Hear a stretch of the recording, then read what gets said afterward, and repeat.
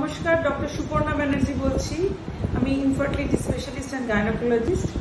তো আমার পেশেন্টরা অনেকে আমাকে জিজ্ঞাসা করছেন, এখন যেহেতু আপনাদের পবিত্র রমজানের উপবাস চলছে, তো পেশেন্টরা জিজ্ঞাসা করছে যে অনেকেই ভাবছে যে এরকম যখন আইভিএফ ট্রিটমেন্ট বা প্রেগনেন্সি, লোকের একটা মনে ভয় কাজ করে যে অফকোর্স ওপরওয়ালার ভরসায় তো থাকতেই হয় যে যদি মিসক্যারেজ হয়ে যায় বা কিছু হয়, তাহলে তারা অনেকেই চান যে রমজানের উপবাস করবেন।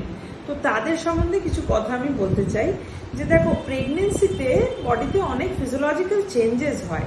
হ্যাঁ, আইভিএফ প্রেগনেন্সির কথা যদি আমরা ছেড়েও দিই, নর্মালি প্রেগনেন্সিতে যদি বলি, সেখানে তো বেশি ওষুধপত্র লাগছে না, কিন্তু প্রেগনেন্সিতে অনেক চেঞ্জ হচ্ছে। যেমন ধরো, তোমার একটু প্রথম দিকে মাথা ঘোরা, বমি, ব্লাড প্রেশার কমে যাওয়া, এই সমস্ত সমস্যা থাকে।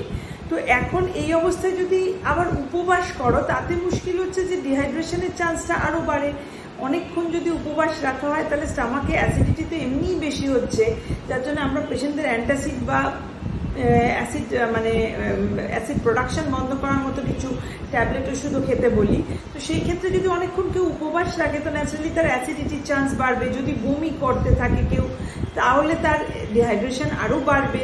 তো সেই ক্ষেত্রে একটা সুষম আহার খাওয়া এবং খুব অল্প হলেও মাঝে মাঝে কিছু না কিছু খাওয়া খুব ইম্পর্টেন্ট। প্রচুর পরিমাণে জল খাওয়া, সামনে এত গরম চলে আসছে, তো এইটা যদি একদম না করা হয়, যেহেতু রমজানের দিনের বেলাটা আপনারা পুরো উপবাসে থাকছেন, তো মুশকিল হচ্ছে যে ফুল টাইম যদি કોઈ প্রেগনেন্ট পেশেন্টকে আমরা উপবাসে রাখি, তাহলে তার এই যে নর্মাল ফিজিওলজিক্যাল চেঞ্জেসগুলো হচ্ছে, তার জন্য সাফারিংটা অনেক বেড়ে যাবে। তাহলে কি হবে, আরও বেশি উইক হয়ে পড়বে।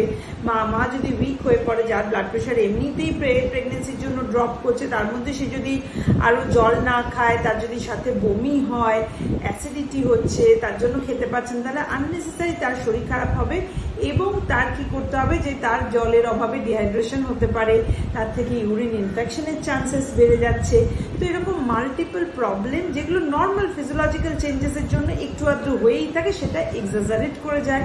তো তার জন্য আমার অ্যাডভাইস, হয়তো এইবারে জন্য, যখন যে প্রেগনেন্ট আছে সেইবারের জন্য বলছি, যে যদি উপবাসটা না রাখে, অ্যাটলিস্ট জলটা, হাইড্রেশন মেনটেন করা জরুরি।